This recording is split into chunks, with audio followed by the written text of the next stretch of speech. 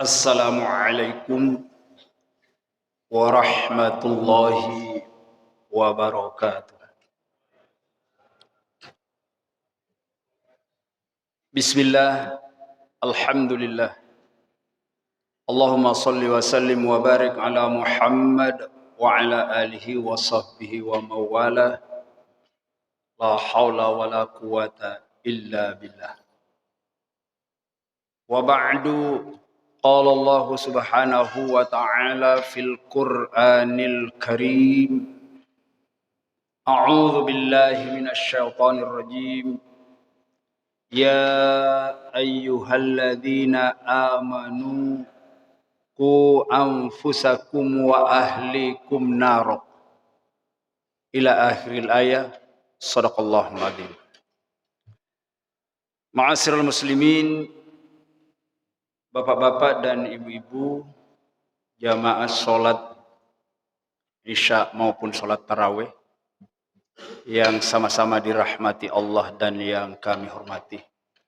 Alhamdulillah, dengan rahmat dan izin Allah Subhanahu wa taala, pada malam hari ini kita telah berada di malam yang ketujuh apa yang keenam ini?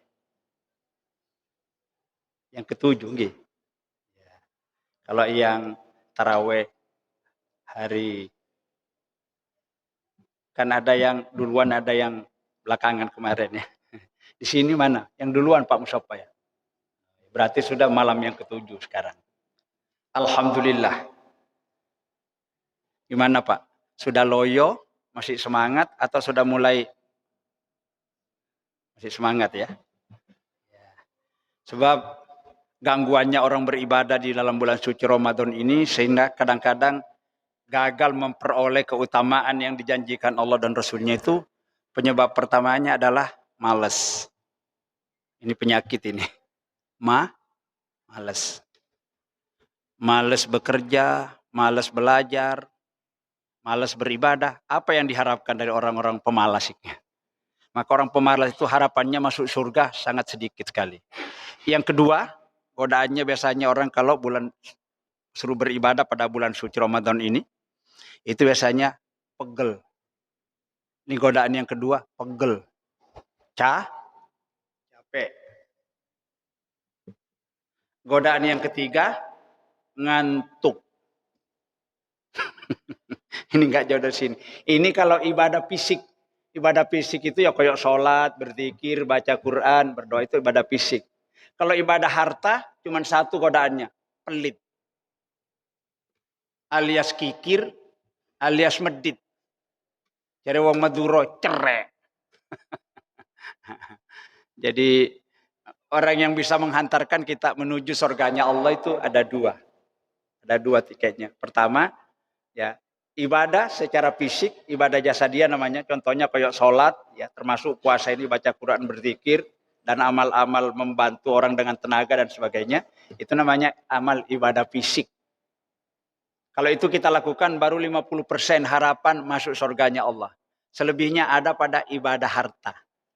Ibadah harta itu bisa wujudnya sodako, bisa wujudnya infak, zakat, mewakafkan tanah, sedekah jariah, dan lain-lain sebagainya. Tapi godaannya biasanya itu kalau suruh beribadah dengan urusan harta, cuma satu godaannya. Nopo mang? Pelit. Maka mudah-mudahan di bulan suci Ramadan ini, di mana Allah menjanjikan banyak keistimewaan, banyak kemuliaan, jangan sampai kita tergoda dengan tadi ya.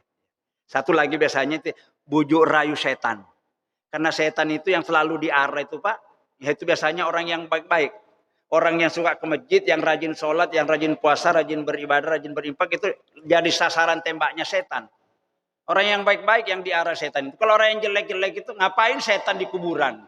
Katanya orang di kuburan banyak-banyak setan. Gak ada setan di kuburan. Orang mati itu gak digoda setan. Yang digoda setan itu orang yang hidup. Orang hidup yang mana? Orang yang baik-baik kayak bapak-bapak ini digoda terus, diincar terus. Supaya jangan lagi sempurna tarawihnya, jangan sempurna puasanya, jangan lagi berimpak, jangan lagi ya. Bisa memutuskan, itu yang diincar. Jadi setan itu bukan di kuburan, tempatnya di masjid. Ya. Di masjid tempatnya setan. Kan di masjid tempatnya orang-orang baik. Kalau orang-orang yang jelek itu ngapain setan goda? Wes koncowe kok. Pas konco nggak digoda, yang digoda ini kayak kita ini Bapak sekalian. Baik, ini pendahuluan motivasi. Napa Mas tadi judulnya yang saya disuruh ceramah malam ini apa? Oh, tanggung jawab orang tua. Aku nggak dikirimin ya judulnya. Nggak dikirimin judulnya itu nggak masuk. Oke, malam hari ini kita akan bincang-bincang sedikit tentang apa tanggung jawab orang tua terhadap anak-anaknya. Jadi ada tanggung jawab orang tua kepada anak-anaknya. Dalam bahasa lain, kewajiban setiap orang tua terhadap anak. Sebaliknya, anak juga memiliki tanggung jawab terhadap orang tuanya. Ini yang maka dikatakan hak dan kewajiban. Antara orang tua dan anak itu ada hak dan kewajiban. Hak itu sesuatu yang harus didapatkan oleh orang lain dari orang lain. Ya. Kewajiban sesuatu yang harus diberikan oleh orang lain kepada orang lain. Kewajiban anak terhadap kewajiban orang tua terhadap anak berarti itu haknya anak kepada orang tuanya. Kalau itu tidak kita lakukan, maka kita akan dituntut oleh Allah Subhanahu wa taala nanti. Jadi kewajiban anak terhadap orang tua. Biasanya begini, kata orang tua, anak itu Pak kalau masih kecil dianggap anak. Anak itu kalau masih kecil itu masih dianggap anak. Kayak gini ini contohnya nih. Ya, bejoy gitu. Ya, ya. Bagaimana kalau masih anak itu celananya dinaikkan. Sepatunya dipasangkan. Celananya dibukakan, bajunya dipakaikan, dimandikan. Itu kalau masih anak kecil. Itu perlakuannya. Nanti kalau sudah dewasa anak kita bukan dianggap anak lagi, tapi dianggap teman. Maka kalau kita mau ngangkat barang apa minta dibantu. Begitu itu anak. Gampangannya itu begitu Pak. Kalau masih kecil perlakukan sebagai anak. Kalau sudah dewasa kita berteman. Nanti sebaliknya kalau kita sudah tua. Nggak bisa apa-apa. Anak kita yang jadi orang tua. Kita yang jadi anak. Nah enak kan kalau kayak gini. Ya Pak. Ada orang tua umur wes tua itu saya kepinginannya tinggi. Kepingin ini. Padahal fisiknya nggak bisa. Makanya muring-muring terus sama anaknya. Karena nggak mau mestinya itu anak jadi orang tua. Sampean harus manut sama anaknya. Sampean sudah tua nggak bisa apa-apa kok banyak keinginan. Nah, begitu. Gampangannya begitu. Kalau masih kecil, perlakukan sebagai anak. Dimandikan, dipakein celananya, dibukakan bajunya, didulang kalau makan. Oh masih kecil. Kalau sudah dewasa, kita perlakukan sebagai teman. Kalau kita ada keabotan nopo-nopo itu, anak kita harus ikut. Jangan sampai nggak bantu orang tua. Sebaliknya nanti kalau sudah tua, kita terbalik. Kita yang jadi anak, barangkali celana kita perlu dinaikkan, perlu dimandikan juga, ya. Anak kita yang jadi orang tua. Mudah-mudahan seperti itu adanya. Itu menurut Islam begitu Pak ya. Kemudian di dalam Al-Quran ayat yang saya baca tadi itu terdapat di dalam surat At-Tahrim. Surat 66 ayat 6. Kalau tidak salah. A'udzubillahi minasyaitonirrajim. Ya ayyuhalladzina amanu qu anfusakum wa ahlikum nara. Ya ayyuhalladzina amanu, wahai seluruh orang-orang beriman, siapapun orangnya dimanapun berada, termasuk kita. Orang-orang beriman dipanggil oleh Allah. Karena orang-orang beriman itu kadang-kadang lupa, kadang-kadang keliru. Maka dipanggil supaya jangan banyak lupanya, jangan banyak kelirunya. Ya ayyuhalladzina, wahai seluruh orang-orang beriman, ku anfusakum, peliharalah dirimu, jagalah dirimu, ya. Waspadalah terhadap dirimu. Wa ahlikum, dan juga seluruh keluargamu, anakmu, menantumu, mertuamu, ibumu, seluruh keluargamu. Waspada. Ya. Kemudian seorang ulama besar dari Mesir bernama Profesor Dr. Syekh Sabik itu menerjemahkan yang dimaksud dengan ku anfusakum, peliharalah dirimu dan juga anak-anakmu dan keluargamu. Bagaimana cara memeliharanya? Bitarbiyatil Islam, harus dengan cara dididik dengan cara pendidikan Islam. Jadi kalau kita ingin mendidik anak kita menjadi manusia yang sebenarnya, ya, maka tidak ada pendidikan dan kecuali harus dididik dengan cara Islam. Cara Islam, pendidikan secara Islam. Ya contohnya kayak Darut Taqwa ini ya. Al-Mizan, ya itu. Ya sekolah-sekolah yang dikelola oleh Muhammadiyah, sekolah-sekolah yang dikelola oleh Nahdlatul Ulama itu rata-rata. Kalau nggak begitu, nggak bisa jadi manusia yang sebenarnya. Nanti ya bisa jadi separuh manusia, separuh ya makhluk Allah yang lain. Karena salah arah.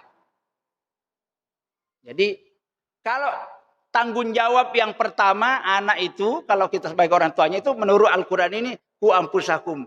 Jagalah, peliharalah anakmu. Caranya bitarbiyatul Islam, dengan dididik dengan cara Islam. Sebetulnya pendidikan dalam Islam itu jauh-jauh sebelumnya dididik. Kata Nabi, adibu auladakum qabla wiladati. Didiklah anakmu sebelum lahir. Kenapa maksudnya? Kok anak belum lahir kok suruh didik? Didiklah anakmu sebelum lahir, itu jauh panjang. Sebelum memilih jodoh, kata orang Jawa itu bibit bobot. Apa Pak? Bibit bobot. Ya itu. Itu saja. Jadi Quran mengajarkan kita sebelum kita mencari pasangan, seorang laki-laki sebelum mencari istri, ya cari bagaimana kriterianya menurut Islam. Seorang istri sebelum mencari suami, cari bagaimana kriterianya suami yang baik. Seorang ayah dan ibu kalau mencari menantu, petunjuknya di Quran. Bagaimana cara mencari menantu yang baik, yang menurut Islam yang cocok. Menantu juga begitu. Bagaimana caranya mencari calon mertua yang baik. Sebab kadang-kadang mantune api, mertuane sing kadang-kadang mertuane api, mantune sing enggak karu-karuan. Ngomong ngene, Pak. Iku lho mbokmu teko maneh. Mbokmu iku lho teko maneh, sekolah mongan. Coba kurang ajarnya menantu ini ya. Biasanya nek teko itu paling-paling bawa singkong. Nek apa yang balik, jaluk duit sing wake. Kira-kira tersinggung nggak mertuanya kalau kayak gini ya? Mantu apa ini kayak gini ya? Masa mertuanya dibegitukan? Mertua itu orang tua kita. Orang tuanya orang Islam itu satu. Orang tua yang utama dan pertama yang harus kita perlakukan dengan baik. Ayah dan ibu yang melahirkan kita. Itu seandainya tidak ada Tuhan yang pantas disembah, maka kita diperintahkan menyembah kedua orang tua kita. Karena tanpa kedua orang tua kita tidak lahir. Tapi bukan cuma itu. Bapak, ibu, guru yang pernah mendidik kita itu orang tua yang kedua. Wahai orang-orang yang masih memiliki bapak guru dan ibu guru yo. Kalau punya jabatan, punya apa-apa, ingat gurunya. Kita tidak bisa jadi apa, tidak bisa jadi pejabat, tidak bisa jadi presiden kalau bukan jasanya guru. Betul? Jangan koyo anak sekarang kalau ketemu gurunya. Iku sopo? Iku bekas guruku. Bekas guru? Celek. Kurang ajar ini anak sekarang ini ya. Masa guru bekas? Nanti lama-lama orang tuanya sampai nyekar sopo, nyekar bekas ibuku lah, kurang ajar gini kayak gini. Enggak ada itu. Jadi orang tua yang pertama ayah dan ibu yang melahirkan, membesarkan, mendidik kita. Yang kedua bapak dan ibu guru yang pernah mendidik, karena kita enggak ngerti 1 tambah 1 sama dengan 2 kalau bukan jasanya guru. Tidak bisa kita memiliki jasa kalau bukan jasanya guru. Maka jangan lupakan jasa guru. Orang tua yang ketiga menurut Islam ayah dan ibu mertua, Pak. Ayah dan ibu mertua itu Pak. Apa iki lho kok? Obat nyamuk ya. Ayah dan ibu mertua itu manusia yang paling baik juga. Anaknya dikandung, dibesarkan, dididik, biayanya mahal. Sampean minta dikasih. Adakah manusia yang terbaik selain ayah dan ibu mertua di dunia ini? Tapi kok mantune kurang ajar, ya gak pantas. Nah, makanya inilah pentingnya bagaimana orang tua memiliki tanggung jawab kepada anaknya supaya anak itu menjadi anak yang baik. Anak yang baik itu cara Qur'ane anak soleh, nek lanang, nek wedo anak soleha. Terakhir, bagaimana petunjuk Rasulullah cara mendidik anak kita agar menjadi anak yang soleh? Rasulullah SAW bersabda, Inna min haqqil waladi ala walidihi. Di antara hak anak kepada orang tuanya. Haknya anak kepada orang tua itu berarti tanggung jawab orang tua kepada anaknya. Di antara tanggung jawab setiap orang tua kepada anaknya satu. Kata Rasul, ayyuhsina ismahu idza walada. Kalau anak kita sudah lahir, kewajiban setiap orang tua memberikan nama yang terbaik. Ya, jadi Pak, dalam Islam itu diajarkan memberi nama itu harus apik, Pak. Enggak boleh kita ngasih nama sama dia. Pokoknya diberi nama ya, kenapa misalnya gepeng. Enggak boleh. Kan banyak kan orang gitu, ya. Kadang-kadang anaknya lahir pada bulan Rabu. Lahir pada Jumat, lahir pada hari Kamis. Lahir pada bulan Agustus, Agustina. Lahir pada bulan April, Aprilia. Nggak ada maknanya kalau kayak gitu, cuma sejarah. Kata Nabi, berikan nama yang terbaik kepada putra-putrimu. Kenapa? Kalau dipanggil orang itu jadi doa apa? Kalau sampai namanya selamat, Mas Selamat, Pak Selamat, mau didoakan selamat terus sampai dunia akhirat gitu ya. Ya. Untung, Mas untung terus dunia sampai akhirat. Enggak boleh Mas Gepeng. Nek bejo itu artinya apa, Pak? Bejo. Bejo artinya apa?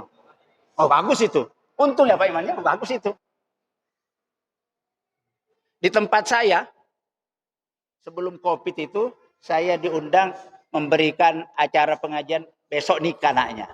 Besok nikah, biasanya adatnya Surabaya kalau besok menikah, malamnya itu biasanya ada acara kirim doa kepada arwah leluhurnya. Sebelum saya ceramah, pembawa acara mengatakan, hadirin yang berbahagia, kita ikuti sambutan atas nama tuan rumah akan disampaikan oleh Bapak Insinyur Muhammad, enggak pakai Muhammad, Insinyur Bapak Syaitoni. Syaitoni. Apa artinya syaiton itu? A'udzubillahi minasyaitonir. Itu artinya apa ya? Ngawur ke orang tuanya. Masa anaknya diberi nama setan? Iya. Insinyurnya sih bagus, tapi syaitoninya itu saya ngwelek loh ya. Astagfirullahaladzim. Saya kayak nggak ngertinya orang tuanya bahasa Arab. Maka memberi nama itu kalau menggunakan bahasa asing, bahasa Inggris, bahasa Arab harus tahu artinya. Harus tahu. Seperti Tonggokiku namanya Muhammad Sariko. Muhammad itu artinya orang terbaik. Sariko itu artinya maling. Gak cocok. Muhammad maling. Hati-hati memberikan nama terbaik. Itu kewajiban pertama. Kalau anak itu nanti di akhirat juga dipanggil dengan namanya yang baik, nama orang tuanya. Maka kalau orang tuanya memberikan nama putra putrinya jelek, itu tanggung jawab nanti di hadapan Allah. Itu satu. Tanggung jawab yang kedua, setiap orang tua kalau punya anak, wa ayyu'allimahul Qur'an. Kewajiban kedua orang tuanya agar anaknya itu pandai Al-Quran. Mulai pandai membacanya, bisa menghafalkan, paham artinya Quran itu. Makanya kalau belajar Quran jangan sepotong-sepotong. Baru bisa membaca, belum bagus bacanya, belum paham artinya, keburu berhenti. Jangan. Tanggung jawab orang tuanya. Kalau kita memiliki anak, lulus SD, SMP, SMA, sampai S1, D1, D2, sampai misalnya D4 misalnya kalau ada. Belum ada mungkin sekarang D4 ya. D3 dan seterusnya. Tapi anaknya buta huruf, gak bisa baca Quran. Ketahuilah nanti di hadapan Allah orang tuanya tanggung jawab. Gak bisa masuk surga Pak. Kalau anak kita meninggalkan anak buta huruf gak bisa baca Al-Quran, besok anaknya ditanya oleh malaikat mungkar nakir di alam kubur. Maka jangan main-main urusan anak. Maka ngajari anak supaya pintar, tanggung jawab setiap orang tuanya. Kalau orang tuanya nggak bisa, ya gimana caranya? Panggilkan guru ke rumah. Titip, jangan dititip, dididik di tempat-tempat yang memang bagus. Penting ini. Bukan tugasnya guru ngaji tuh, bukan tugasnya orang tua. Di hadis tanggung jawabnya guru enggak. Tapi kalau orang tuanya tidak bisa, ya bisalah dialihkan tanggung jawabnya. Apa namanya? Dimasukkan ke lembaga-lembaga pendidikan Al-Quran. Kayak sekarang banyak TPK, TPA, atau cari sekolah-sekolah yang memang sekolah Islam. Contohnya kalau SD Taqwa, insya Allah pasti pintar ngaji. Nggak mungkin lulus dari SD Darut Taqwa kok nggak bisa ngaji, nggak mungkin. Kalau tidak bisa ngaji, gurunya juga nanti tanggung jawab juga. Ini. Itu yang kedua. Yang ketiga tanggung jawab setiap orang tua kepadanya. Wa ayyuhsina adabahu. Wajib orang tuanya sedini mungkin ngajarin anaknya adab-adab kesopanan, toto kromo yang bagus. Sekarang anak-anak itu banyak pinter-pinter tapi sama orang tuanya ya dianggap opo gitu loh. Dan itu tanda-tanda hari kiamat kata Nabi. Kalau anak itu sudah tidak sopan terhadap orang tuanya, tidak ada unggah-ungguhnya, tidak ada sopan santunnya, tidak ada budi pekertinya, itu alamat hari kiamat. Sekarang anak-anak kita kan begitu Pak. Tambah tinggi sekolahnya nggak tambah nunut sama orang tuanya. Tambah membantah. Betul. Ini Pak Mustafa, betul ya? Siapa yang salah kalau anaknya membangkang? Ayah ibunya yang salah apa bapak ibu gurunya? Siapa Pak yang tahu kira-kira yang salah? Kalau anak kita sampai tidak baik itu siapa yang salah? Orang tua. Gurunya enggak. Iya. Makanya ya kan tanggung jawab. Makanya kalau ingin anaknya bagus, makanya sekarang itu ada pendidikan. Pendidikan kok murah kok pening api ya gak iso. Ya bisa Pak Mustafa. Pendidikannya gratis gitu kok iso api. Ya gak bisa lah. Jadi pendidikan itu harus Ngaji itu kalau guru ngajinya nggak dibayar, Pak. Bisa sampai 10 tahun batal Quran. Ya. Contohnya, nak, Pak Guru capek, besok pulang, besok aja kembali lagi ya capek. Guru baru datang. Besok datang lagi, guru lihat. Nggak ada tanggung jawab. Soalnya kan gratis, nggak bayar. Tapi kalau dibayar, gurunya tanggung jawab anaknya. Ba pathaba, ya pathaya, ro patharo, bacaannya. Ba pathaba, ya pathaya, ro patharo. Ba, bayaro. Iya, jangan minta gratis melulu. Udah bening apa anaknya pintar ngaji gitu, ingin hafal Quran, ingin paham artinya Quran, terus cari sekolahan yang murah, gak ada. Ya. Mau nonton monyet aja di kebun binatang itu berapa Pak sekarang? Mau nonton monyet loh Pak. Berapa Pak? Nek bayar masuk kebun binatang, mau nonton monyet, bayar berapa? Oh nggak dapat 15.000, itu biyen zaman Pak Harto. Minimal sekarang 35.000. Mau nonton monyet sampai. Mau masuk surga, kalau anaknya dididik dengan baik menghantarkan orang tuanya ke orang surga, itu terus cari uang yang kecil gak iso. Kayak berimpak, kalau impak tarawih itu cari uang yang paling kecil. Ustaznya yang keliru, ngomongnya gini Ustaz. Bapak-bapak, ibu-ibu, mumpun masih bulan suci Ramadan, mari kita gemarkan untuk selalu membawa. Setiap malam jangan sampai tidak bawa duit. Lebih baik bersedekah 1.000 rupiah tapi ikhlas daripada 100.000 rupiah tapi kuale iku. Yang benar itu lebih baik bersedekah 1.000 rupiah setiap malam asalkan ikhlas ketimbangannya 1.000 rupiah tapi ikhlas. Itu yang benar, jangan diwale loh Mas ya. Makanya kalau begitu orang tua setiap ke masjid bawa uang 1.000. Kapan masuk surganya? Mau nonton monyet aja 35.000. Kok mau masuk surga kok 1.000? Gak laku. Tapi di sini nggak ada. Yang banyak itu di tempat saya Bapak sekalian. Lalu yang terakhir, apa kewajiban orang tua terhadap anaknya? Ini kewajiban yang terakhir. Kalau sudah saatnya untuk dijodohkan, maka orang tua pun nak mencarikan jodoh anaknya. Anak sekarang itu kalau suka menjodoh-jodohkan dirinya sendiri, kadang-kadang salah jodoh. Ya, jadi orang tuanya harus ikut tanggung jawab. Memang zaman agak berubah. Kalau kita dulu zamannya bapak kita mungkin dijodohkan, maka kalau bapak ibunya menjodohkan pasti bagus. Tidak ada orang tua yang mencarikan jodoh anaknya kok laki-laki yang jelek, wanita yang nggak ada kalau dicarikan. Tapi sekarang bergeser, anak-anak mencari jodohnya sendiri. Kadang-kadang anak kita itu salah jodohnya, salah pasangan. Anak kita muslim, pasangannya kok non muslim, nggak cocok. Itu kalau tetap berumah tangga berzina terus-terusan itu ya. Tanggung jawab orang tuanya.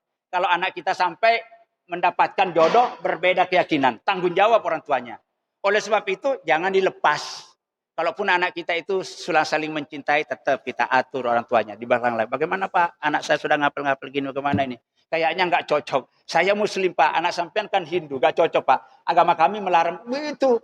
Jangan melihatkan laki-lakinya itu pangkatnya tinggi, punya pom bensin dan sebagainya. Dinikahkan anaknya. Podon menyerahkan anaknya kepada mulut harimau. Berarti orang ini nggak ngerti tanggung jawab terhadap anak. Pun sudah 15 menit, nggak usah panjang-panjang. Ya, cukup ya. Kesimpulannya, setiap orang tua ada 4 tanggung jawab terhadap anaknya. 1, kalau sudah lahir, pilih, berikan nama yang terbaik. Nggak iso, tanya orang-orang yang ngerti. Takut keliru. Kalau kadung keliru itu, angel merubahnya nanti kalau sudah besar. Yang kedua, anak itu kalau sudah mulai pintar berbicara, jangan diajari nyanyian dulu, ajari ngaji. Syukur-syukur surat-surat pendek itu sampai surat Watin itu bisa hafal itu. Anak-anak biasanya mendengar. Yang ketiga, sedini mungkin anak-anak kita dari rumah itu diajari sopan santun dengan sesama manusia, termasuk orang tua yang sebaya umurnya dan adiknya. Lalu yang keempat, tanggung jawab setiap orang tua kepada anaknya. Kalau sudah saatnya dijodohkan, dicarikan jodohnya. Pak, dibantu. Jangan sampai anak kita mencari jodohnya sendiri sehingga salah jodoh. Mudah-mudahan yang 4 ini pesan Rasulullah bisa kita jadikan panduan kehidupan di dalam menanggung jawabi semua anak-anak yang lahir dari kita. Ketahuilah kalau anak kita baik, nanti kita sepeninggal kita Pak, nanti terus pahalanya mengalir terus, gak ada putusnya. Anak kita berbuat baik, orang tuanya dapat. Sebaliknya kalau anak kita jadi jahat, jadi jelek, nanti dosanya terus mengalir terus kepada orang tuanya. Makanya itu penting agar anak kita didik dengan baik. Setiap orang Islam pasti mempunyai dambaan, kepingin anaknya menjadi anak soleh atau anak soleha. Itu anaknya Pak Soleh, belum tentu baiknya. Terima kasih atas perhatian dan kebersamaan Bapak Ibu semuanya. Mohon maaf bila ada hal yang kurang. Semoga Allah Subhanahu wa taala menerima segala amal ibadah kita, khususnya di bulan suci Ramadan. Pahala kita dilipat gandakan, dosa-dosa kita terampuni, dengan cara harus sempurnakan ibadahnya. Jangan bolong-bolong Bapak Ibu sekalian. Bolong-bolong nggak iso ya. Kita akhiri bersama-sama dengan ucapan billahi taufiq wal hidayah. Wassalamualaikum warahmatullahi wabarakatuh.